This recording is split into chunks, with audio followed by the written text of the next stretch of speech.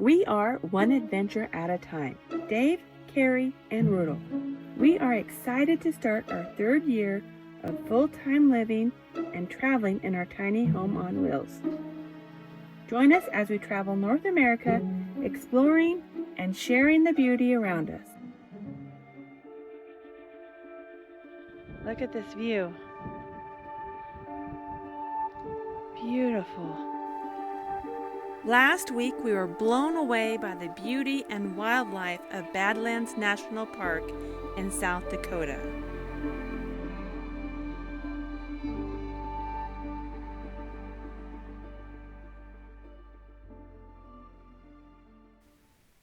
This week we began our 800-mile journey west to Moab, Utah, with a few minor hiccups along the way.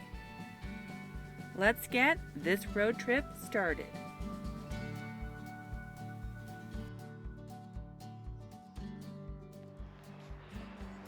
We are traveling on I-80 heading west right now. There's a high wind warning and they actually closed the interstate down. So we are between Cheyenne and Laramie, and this is called the Vidawoo, and I'm probably pronouncing that wrong. We'll put it in print for you. Recreation area. So this is free camping up here. There's all kinds of rock formations and places to camp right along the road. The road is in good shape. I definitely want to come back and do a full video on this location. It's beautiful and I can't wait to show some of the rock formations. It's killing me not to have the time right now to spend a few days up here and explore. As you can see, it did snow last night, but the wind was blowing so hard it just kind of swirled around in patches and didn't lay evenly on the ground. It's still pretty out here this morning.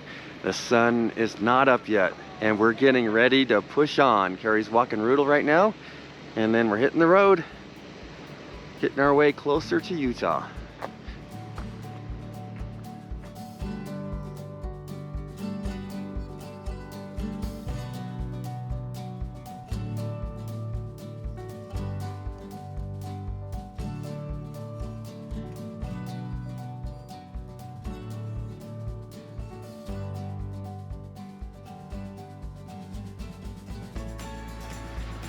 So this is one of the chances you take when you travel off-season in a non-four-wheel drive ProMaster. We have 135 miles to go. We're gonna have to put chains on just to turn around and go back the other way. That is what Dave's doing right now. We are backtracking to Cheyenne, Wyoming, and we're gonna go down different route. Yeah, it's a little sad because I really wanted to drive up there in the snow, but it was mostly just ice on the road, and we would have had to chain up for the next possibly 100 miles. And with our chains, I don't like driving faster than about 20 miles an hour just to keep them from hitting the wheel well. So, that would have taken us all day. So it would have taken us 5 hours to go 100 miles. So we're gonna go a long way around, miss out on the snow, but we'll be safe and we won't spend the whole day driving. Yeah, and so we're crossing from Wyoming into Colorado.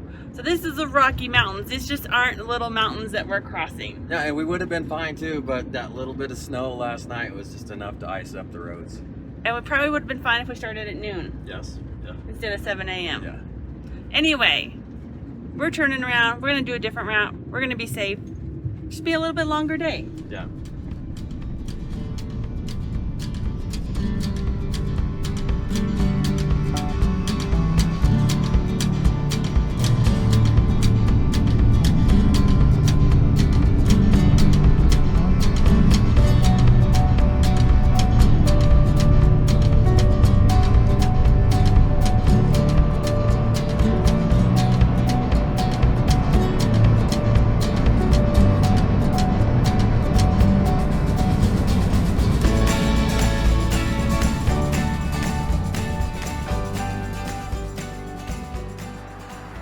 Today we are in Colorado, just off of Interstate 70, not far from Walcott, if I'm pronouncing that correctly. And we are camping on BLM land, and this is a boat ramp, a non-usable boat ramp at that. And this was a quick overnight stop, which it worked out perfectly. It's nice and level here. There's a garbage can, a bathroom, It is a little close to the interstate, so there is some road noise, but not a bad spot to stay if you're just gonna spend like 8 hours like we did. Nobody else down here. And the sun is not even up yet. Another long day of driving. Heading towards Moab, Utah.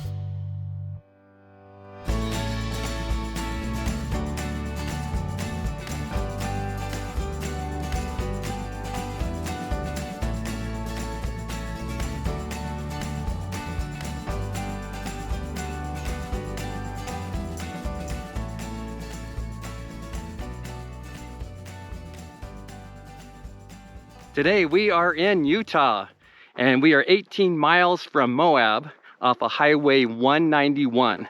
So we took the Copper Ridge Safari Road 4.5 miles into this BLM land with a 14-day stay limit. We're fairly remote. It's super quiet out here. It is November. That's probably why there's not much people. I don't know if you can see the red sandstone cliffs right at the very top of the screen. Those are, well, red sandstone bluffs. We hope to hike to them and explore. I'm not sure how far they're away, if we could even make it to them. But there's lots to do here, including rock hounding, all kinds of crazy cool looking rocks. We hope we can identify a couple of them and find some nice ones to show off. Gabriel and I are going to go for a hike, and I don't know if you can see the red rocks back in the distance there. That is our goal, and sometimes distance can be deceiving, so I hope we actually make it, because that could be 3 or 4 miles just in one direction. But I'm looking forward to taking you along with us and seeing what it looks like up close. Meanwhile, Carrie and Rudel are going to stay here with the van and get some other work done. Rudel's not going to like that. No, he's not going to like that. All right, let's go check it out.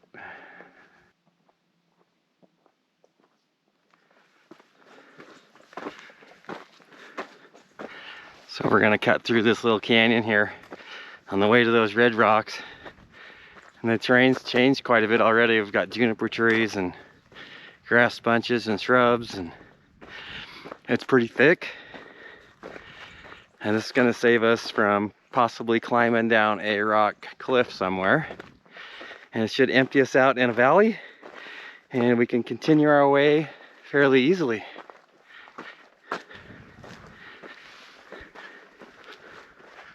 Oh, look at that rock. That's awesome.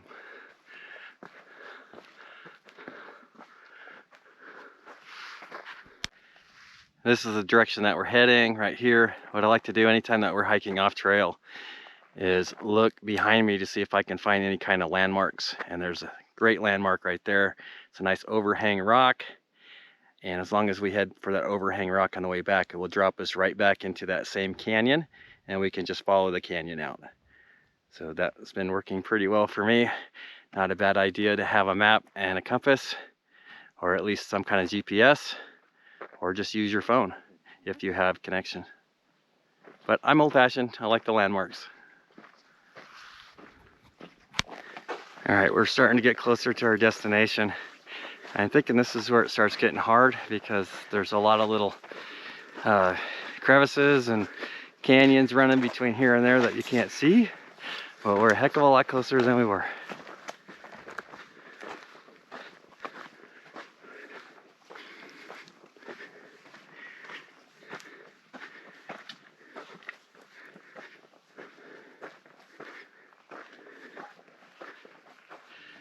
Oh, wow.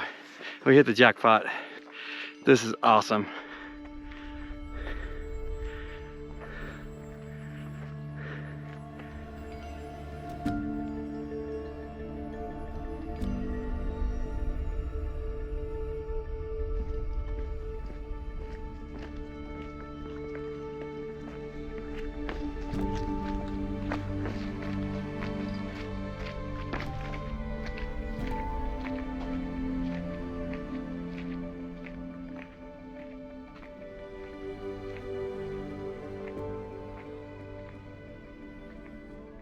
It's amazing you can hike to stuff like this and there's nobody around, nobody else up here exploring. And it's an awesome, this sandstone here, it feels like sandpaper. Your shoes stick to it like glue. So it's very easy to climb on.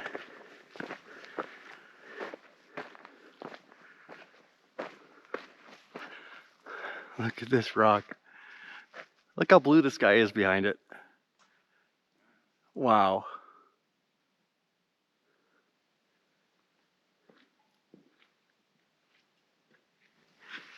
There's just a lot of lines going through here, all different directions. I didn't get to see the wave, but it kind of reminds me of the pictures that Carrie took and videoed while she was up there. There's just a lot going on.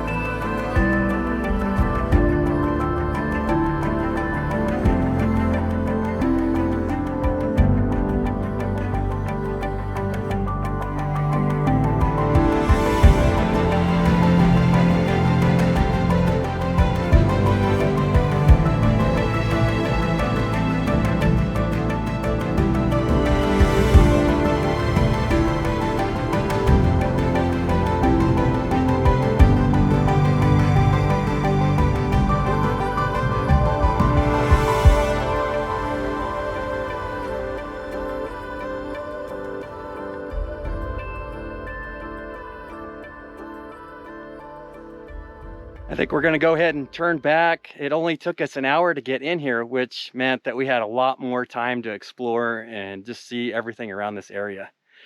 But we're gonna take the hour hike back. I really enjoyed this. This is awesome. Something about red sandstone and just everything that's going on up here was super fun to explore. And we only got to see a fraction of it. We could spend a couple days up here and find something new around every corner. But let's go ahead and turn around, head back to the van.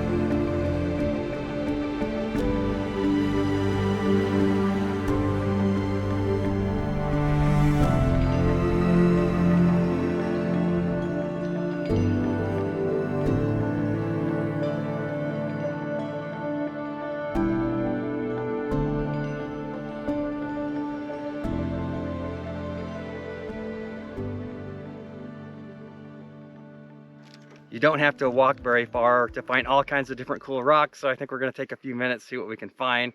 I think that these rocks are called mookaite. Gabriel was helping me identify some of them, and they're kind of a glass-like rock that comes in all sorts of different colors. And we'll show you as soon as we get done collecting a few. Hi, Rude. Hi, Roodle Doodle. You like the rocks? He doesn't like the rocks. You don't like the rocks? You don't like the rocks, huh? Like, there's some of them are sharp, Mom.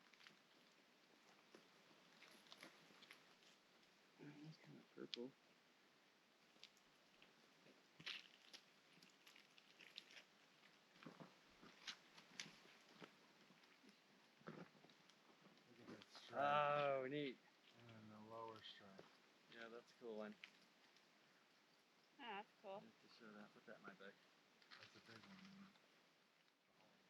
It didn't take us very long to find this giant pile of rocks, and of course we're not going to take them all with us because we just don't have room for them, but I still wanted to show off what they look like and check out a couple of these. This one's all got a lot of things going on, a lot of different oranges and yellows, really pretty. This one here, when the sun hits it, this one's got a nice ribbon through it. Turn it. Yeah, this side. Yeah, look at that side. I like this one here too because it's like surrounded by black, and then it looks like fire on the inside. So just really, really super pretty rocks. It's got some cool lines coming out of this one. Really, all different sizes. all different sizes, and to me, they're really heavy and they're glass-like, and they remind me of obsidian, but they're not black. They got all kinds of other colors going on, but really fun to find. And they look like agates on the ground, but when you pick them up, you can tell they're not agates. Yeah, they're definitely not agates, but they come in all different colors. Anyway, it was just fun picking them up and looking at the different rocks.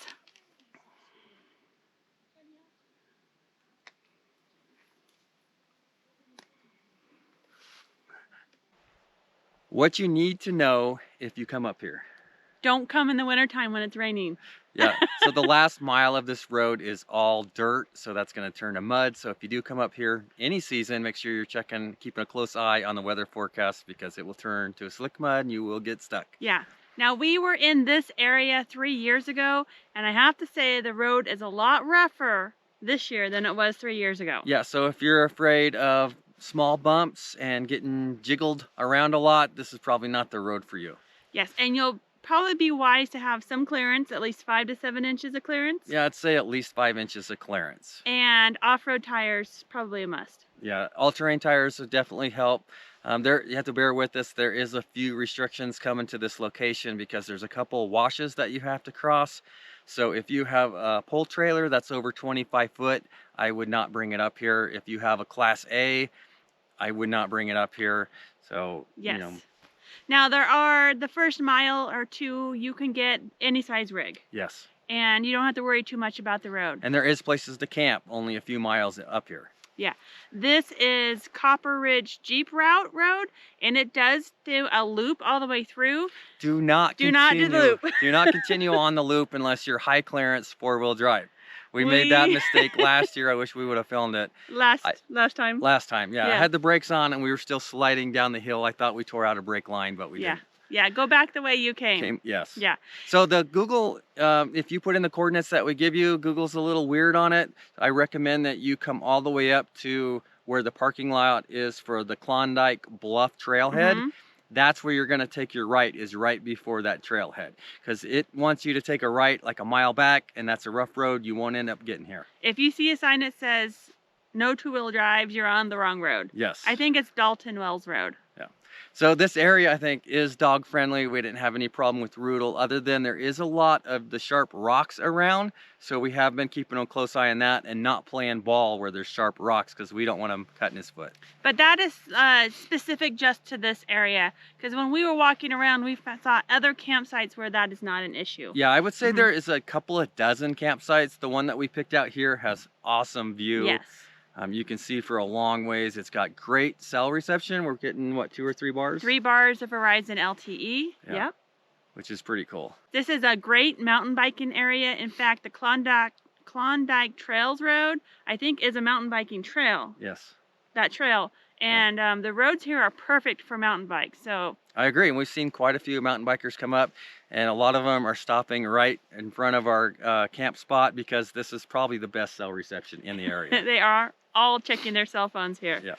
So we are 4.5 miles away from Highway 191, and that 4.5 miles takes you 25 minutes. So that gives you an idea how rough it is. Yeah, it's bumpy, it's slow. You don't need a 4-wheel drive to get up here, but do watch the weather forecast like we said. Anything else? No. Yep, we hope you come here and enjoy it, because this spot is special. It's awesome. We will see you next time. Happy boondocking. Join us next week when Dave gets special permission to fly his drone in one of our favorite Utah state parks.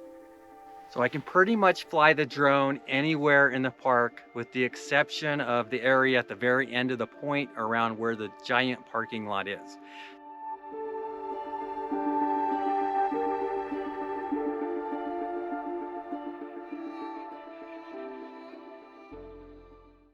If you would like to support our channel, please consider becoming a patron or check out our new merchandise at oneadvantureatatime.com. We also have stickers available in our website store. Thank you for watching.